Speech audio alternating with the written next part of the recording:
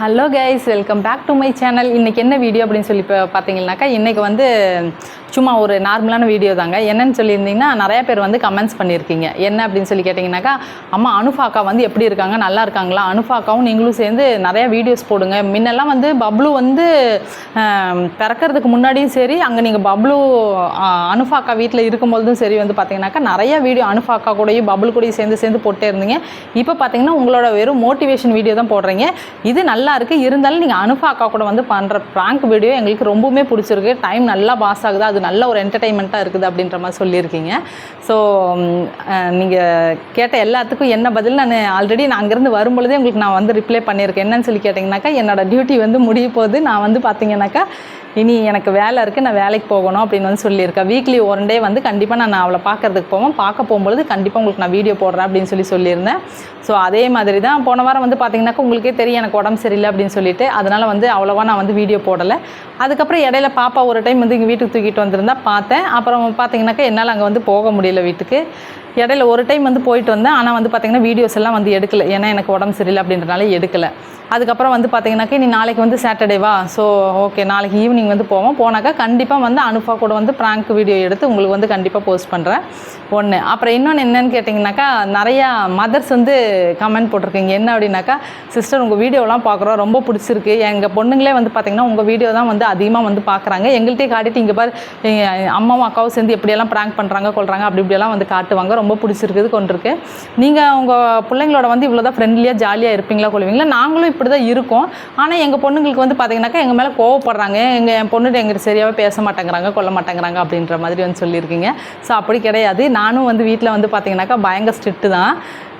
வீடியோவில் வந்து பார்த்திங்க அப்படின்னாக்கா, அதாவது இப்போ ஒவ்வொரு வீட்டில் வந்து ஒவ்வொரு மாதிரி நடக்கும் இல்லையா? ஒரு வீட்டில் வந்து அம்மா அப்பா ஸ்ட்ரிக்டாக இருப்பாங்க, ஒவ்வொரு வீட்டில் ஃப்ரெண்ட்லியாக இருப்பாங்க, ஒவ்வொரு வீட்டில் வந்து பார்த்திங்கனாக்கா ரெண்டும் இல்லாமல் கொஞ்சம் கேஷுவலாக இருப்பாங்க, அந்த மாதிரி இருப்பாங்க.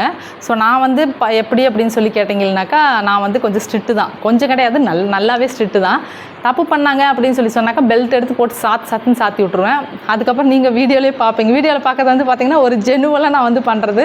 மற்றபடி வந்து பார்த்திங்கன்னா நான் கொஞ்சம் ரகடு தான்.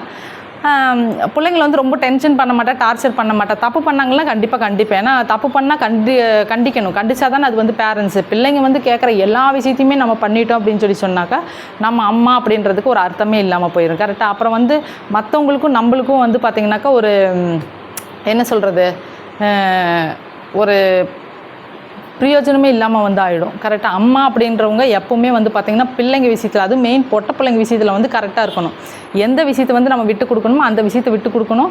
விட்டு கொடுக்காத விஷயத்தை வந்து பிள்ளைங்களுக்காண்டி அப்படின்னு சொல்லி விடக்கூடாது. பிள்ளைங்களுக்காண்டினாலும் விட்டு கொடுக்கவே கூடாது. இன்றைக்கி வந்து பொம்பளை பிள்ளைங்களுக்கு வந்து நம்ம வந்து ஸ்ட்ரிட் பண்ணுறனால ஒரு ஐயோ எங்கள் அம்மா வந்து கெட்டவங்க, என்னை வந்து இப்படி ஸ்ட்ரிட் பண்ணுறாங்க, எங்கள் அம்மா ஒரு ரகடு அப்படின்ற மாதிரி இருக்கும். அது எல்லா தாய்மார்களுக்குமே நல்லாவே தெரியும். இன்றைக்கி வந்து பிள்ளைங்க அப்படி நினச்சிட்டா நம்மளை வந்து ஒரு தப்பான கணக்கு போட்டாலோ, எங்கள் அம்மா வந்து ஒரு கோவக்காரி, எங்கள் அம்மா எப்போ பார்த்தாலும் என்னை அடிப்பாங்க கொல்லுவாங்க, எந்த பேரண்ட்ஸும் வந்து ஒரு பொம்பளை பிள்ளை மேலே தன் பெத்த பிள்ளை மேலே வந்து அவ்வளோ சீக்கிரம் வந்து கையை வைக்க மாட்டாங்க. சப்போஸ் அப்படி கை வச்சாங்கன்னா அந்த பிள்ளை வந்து அந்தளவுக்கு தப்பு பண்ணியிருக்குன்னு சொல்லி அர்த்தம். அந்த தப்பு பண்ணுறாங்க அப்படின்னு சொல்லும்பொழுது அந்த பிள்ளை அடிக்கும்போது அந்த தாய் வந்து அவங்கள பழி வாங்குறாங்கன்ற அர்த்தம் கிடையாது. அம்மா வந்து இன்றைக்கி இருப்பாங்க, அவங்களுக்கு வயசாகிட்ருக்கும், நாளைக்கு இருப்பாங்களோ இல்லையோ அது ரெண்டாவது விஷயம். என்றைக்கு எல்லாமே நல்லா இருக்கணும். இருந்தாலும் நம்ம இருக்கும்போதும் சரி, நம்ம இல்லாத போதும் சரி, நம்ம பிள்ளை நாளை பின்னைக்கு கஷ்டப்படக்கூடாது அப்படின்னு சொல்லி நினைக்கிறவ தான் தாய். அதுக்காக தான் அம்மாங்க வந்து என்றைக்குமே வீட்டில் ஸ்ட்ரிட் பண்ணுவாங்க, கொஞ்சம் ரகடாக இருப்பாங்க, கொஞ்சம் கோவப்படுவாங்களே தவிர்த்து என்றைக்குமே அம்மாவும் சரி அப்பாவும் சரி மனசார பிள்ளைங்களை வந்து அடிக்கவும் மாட்டாங்க. இங்கே அடித்தாலும் அந்த சைடு போயிட்டு மனசு கஷ்டப்படுவாங்களே தவிர்த்து அந்த மனசு கஷ்டத்தை வந்து பிள்ளைங்கள்ட்ட வந்து சொல்ல மாட்டாங்க. பிள்ளைங்கள்ட்ட வந்து ஏன் சொல்ல மாட்டாங்க அப்படின்னு சொல்லி கேட்டிங்கன்னா, அதுக்கப்புறம் அந்த பிள்ளைங்களுக்கு அம்மா மேலே என்னென்ன அந்த பயம் போயிடும். பயம் போச்சு அப்படின்னு சொல்லி சொன்னாக்கா ஆட்டோமேட்டிக்காக பழையபடி வந்து தப்பு பண்ணுவாங்க. தப்புன்றது நான் சொல்கிறது என்ன அப்படின்னு சொல்லி கேட்டாக்கா, இப்போது வீட்டில் வந்து சில விஷயங்கள் என்ன சொல்கிறது, இப்போ ஒரு வேலை வெட்டி நம்ம செய்ய சொல்லுவோம், வேலை செய்ய மாட்டாங்க. அப்புறம் என்ன சொல்லுவாங்க, நம்ம இந்த இடத்துக்கு போகாதுன்னு சொல்லுவோம், அந்த இடத்துக்கு தான் போவாங்க. இதை பண்ணாதேன்னு சொல்லுவோம், அதை பண்ணுவாங்க. இந்த ஃப்ரெண்ட்ஸோட சேராத, அவள் கெட்டவன்னு சொல்லுவோம், அவள் கூட வந்து சேருவாங்க. எல்லாமே வந்து பேரண்ட்ஸ் வந்து நிறையா விஷயங்கள் இருக்குது. இதை பண்ணாத அப்படின்னு சொல்லி எந்த பேரண்ட்ஸ் சொல்கிறாங்களோ அவங்க வந்து பிள்ளைங்க முன்னாடி ஒரு தப்பானவங்க அப்படின்றது வந்து பெண்களுக்கு, பொம்பளை பிள்ளைங்க வந்து அப்படி நினச்சிக்கிறாங்க. அது தப்பே கிடையாது. எந்த வீட்டில் ஒரு அம்மா வந்து பிள்ளைங்களை வந்து ஸ்ட்ரிட் பண்ணுறாங்களோ அவங்க வந்து பார்த்திங்கன்னா கரெக்டாக பிள்ளை வந்து கரெக்டான வழியில் கொண்டு போயிட்டுருக்காங்கன்னு அர்த்தம்.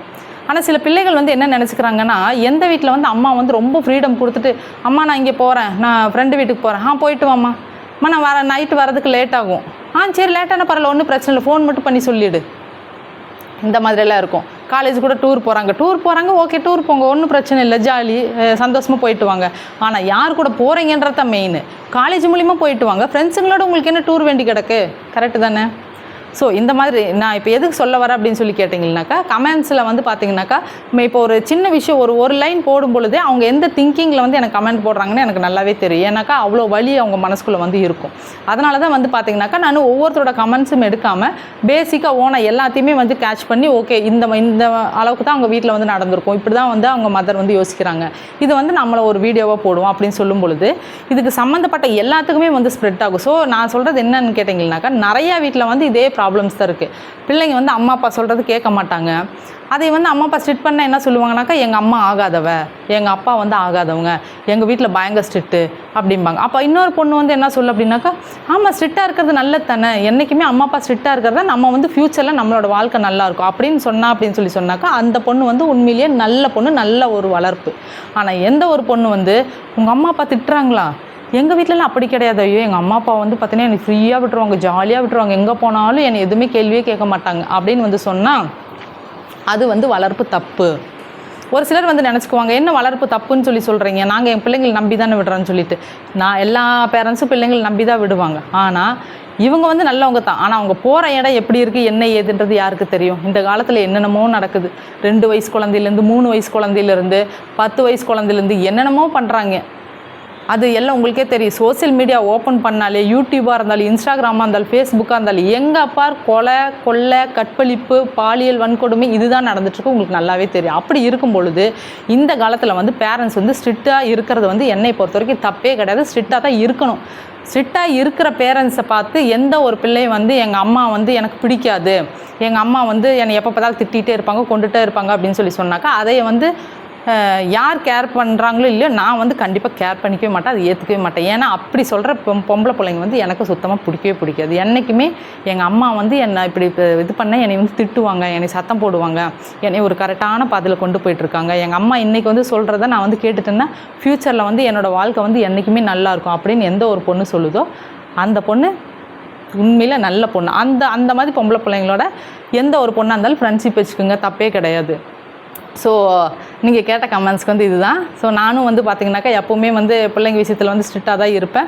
பிள்ளைங்க விஷயத்துலன்னு கிடையாது, வீட்டுக்கார்ட்டையும் சரி யார்ட்டையுமே யாருன்னாலும் லிமிட் அவ்வளோதான். ஏன்னா நம்ம மனசுக்குள்ளே இருக்கும், அவங்களோட டைம் ஸ்பெண்ட் பண்ணணும், நிறையா பேசணும், ஜாலி இருக்கணும், எல்லாம் தான் பேசுவோம் கொள்ளுவோம், ஜாலியாக தான் இருப்போம் கொள்ளுவோம். ஆனால் சில விஷயத்தில் நம்ம வந்து ஸ்ட்ரிக்டாக இருந்தோம் அப்படின்னு சொல்லி சொன்னால் தான் நம்ம ஃபேமிலி வந்து கரெக்டாக ரன் பண்ணி போயிட்டுருக்க முடியும். இன்றைக்கி வந்து நம்ம பிள்ளைங்களுக்கு வந்து தப்பானவங்களாக தெரிஞ்சாலும் என்றைக்கு இருந்தாலும் ஒரு காலத்தில் வந்து கண்டிப்பாக பிள்ளைங்களே வந்து உணர்வாங்க, ஐயோ அன்றைக்கி எங்கள் அம்மா அன்றைக்கி ஸ்ட்ரிக்ட் பண்ணனால தான் இன்றைக்கி வந்து என் வாழ்க்கையில் நான் இவ்வளோ இதாக இருக்கேன்ட்டு. ஒன்றும் இல்லை, ஒரு சின்ன விஷயம் சிம்பிளாக சொல்லணுன்னா, இப்போ என்னோட இதே எடுத்துட்டிங்க அப்படின்னாக்கா, இப்போ எனக்கு வந்து அம்மா அப்பா இல்லாத உங்கள் எல்லாத்துக்குமே தெரியும். ஆனால் எங்கள் அப்பா வந்து ஆர்மி. அந்த ஆர்மி ஒரே ஒரு காரணத்துக்காக எங்கள் அப்பா என்ன பண்ணுவார், டைமிங் வந்து பங்க்சுவாலிட்டி வந்து கரெக்டாக மெயின்டைன் பண்ணுவார். ஒரு இடத்துக்கு 8 மணிக்கு போகிறோன்னா அந்த இடத்துல வந்து கரெக்டாக 7:50க்கு அங்கே இருக்கணும். ஒரு இடத்துக்கு 9 மணிக்கு போகிறோன்னா கரெக்டாக 8:50க்கு அங்கே இருக்கணும். அப்படி எங்கள் அப்பா வந்து சின்னதில் வந்து எங்களை வந்து கரெக்டாக ஸ்ட்ரிட் பண்ணி கொண்டு போனார். அதே மாதிரி நம்ம சாப்பாடு சாப்பிடும் பொழுது கட்டல் மேலே உட்காந்து சாப்பிடக்கூடாது, டைனிங் டேபிள் மேலே உட்காந்து சாப்பிடக்கூடாது, கீழே உட்காந்து சப்பனம் போட்டு தான் சாப்பிடணும், கீழே ஒரு பருக்கு கொட்டக்கூடாது. கீழே ஒரு பருக்கு கொட்டதுன்னா அதை எடுத்து கழுகி எங்களை சாப்பிட வைப்பார். அப்படி எங்கள் அப்பா ஸ்ட்ரிக்டாக இருந்தனால தான் இன்றைக்கி என்னை கல்யாணம் பண்ணி கொடுத்து நான் வந்து வீட்டில் என்ன சொல்கிறாங்கன்னா, அவங்க அம்மா அப்பா வளர்ப்பு, இந்த பிள்ளை நல்லா வளர்த்திருக்கிறாங்க அப்படின்னு சொல்லிட்டு. இப்போ புரிஞ்சுதான். அப்போ வந்து எனக்கு தெரியல. அப்போ எங்கள் அப்பா வந்து ஸ்ட்ரிட் பண்ணும்பொழுது என்னடா அப்பா இப்படி நம்மளை ஸ்ட்ரிட் பண்ணுறாரு, என் ஃப்ரெண்ட்ஸ்கிட்டே சொல்லுவேன், எங்கள் அப்பா எனக்கு பிடிக்காது, எப்போ பார்த்தாலும் எங்கள் அப்பா என்னை திட்டிகிட்டே இருப்பார், கொண்டுகிட்டே இருப்பார், இதை பண்ணுங்க அதை பண்ணுங்கன்னு ஒரு ஆர்மி ரூல்ஸ் எங்கள் வீட்டில் அப்படின்னு வந்து சொல்லுவேன். ஆனால் இன்றைக்கி எங்கள் அப்பா இல்லை, எங்கள் அப்பாவை நான் ரொம்ப மிஸ் பண்ணுறேன். ஆனால் அன்றைக்கி எங்கள் அப்பா சொன்னது இன்றைக்கி அதை வந்து நான் நினச்சி பார்க்குறேன். இன்றைக்கி நான் நினச்சி பார்க்கும்பொழுது எங்கள் அப்பா வந்து எனக்கு இல்லை. ஸோ அந்த மாத்திரம் எந்த ஒரு பொம்பளை பிள்ளையும் சரி ஆம்பளை பையனும் சரி என்றைக்குமே பேரண்ட்ஸ் வந்து ஸ்ட்ரிட் பண்ணுறாங்க அப்படின்னு சொல்லி சொன்னால் அதை தப்புன்னு சொல்லி யார் ஒருத்தர் வந்து நினைக்கிறீங்களோ உங்கள் வாழ்க்கை வந்து ஃப்யூச்சரில் வந்து நீங்கள் ரொம்ப கஷ்டப்பட போகிறீங்கன்னு சொல்லி அர்த்தம். அந்த கஷ்டம் நீங்கள் அன்னைக்கு படக்கூடாதுன்னு சொல்லி நினச்சிங்கன்னா இன்றைக்கி வந்து உங்கள் அம்மா அப்பா சொல்கிறது வந்து கேளுங்க. என்றைக்குமே அம்மா அப்பா பிள்ளைங்க வந்து கெட்டு போகணும்னு சொல்லி நினைக்கவே மாட்டாங்க, நல்லா இருக்கணும்னு தான் நினைப்பாங்க. ஓகேவா? ஸோ இந்த வீடியோ இதோட நான் கம்ப்ளீட் பண்ணிக்கிறேன். இனி அடுத்த வீடியோவில் நீங்கள் போடுற கமெண்ட்ஸ் பொறுத்து தான் வந்து பார்த்தீங்கன்னாக்கா என்னால் வந்து ரிப்ளை பண்ண முடியும். கமெண்ட்ஸ் பண்ணுறவங்க வந்து பார்த்திங்கன்னா தைரியமாக வந்து கமெண்ட்ஸ் பண்ணுங்க, ஒன்றுமே கிடையாது. நான் வந்து யாரோட கமெண்ட்ஸ் வந்து பார்த்திங்கன்னா எடுத்து சில வீடியோஸில் வந்து ஒரு இவங்க இப்படி கமெண்ட்ஸ் போட்டிருக்காங்கன்னு முன்னாடி அந்த தம்ப்லைன் வந்து மாதிரி இப்போ வந்து போடுவாங்க. ஸோ அந்த மாதிரிலாம் நான் போட மாட்டேன், சரியா? நீங்கள் என்ன ஒரு கமெண்ட்ஸ் போட்டாலும் வந்து பார்த்திங்கன்னா நான் படிக்கிறதோட சரி, அதுக்கப்புறம் நான் வந்து என்னோடய ஓனாக தான் வந்து உங்களுக்கு சஜஷன் கொடுப்பேன். ஸோ யாரும் அதை பற்றி ஒன்றும் வரி பண்ணிக்க வேண்டாம், நீங்கள் தாராளமாக கமெண்ட்ஸ் போடலாம், ஓகேவா? ஏன்னாக்கா நீங்கள் எல்லாமே என்னோடய ஃபேமிலிஸ், நான் வந்து உங்கள் ஃபேமிலி. ஸோ நம்மெல்லாம் ஒன்றுக்குள்ளே ஒன்று. மறக்காமல் லைக் பண்ணுங்கள், ஷேர் பண்ணுங்கள், கமெண்ட்ஸ் பண்ணுங்கள், சப்ஸ்கிரைப் பண்ணுங்கள். மறக்காமல் கூட இருக்க பெல் ஐக்கானை கிளிக் பண்ணிடுங்க. அப்போ தான் நான் போடுற எல்லா வீடியோஸும் உங்களுக்கு நோட்டிஃபிகேஷனில் வரும். ஓகே, பாய் செல்லக்குட்டீஸ். நாளைக்கு பப்ளு வீட்டுக்கு போயிட்டு பப்ளு ஓடி சேர்ந்து உங்களுக்கு கண்டிப்பாக நான் வீடியோ போடுறேன். Okay, tata.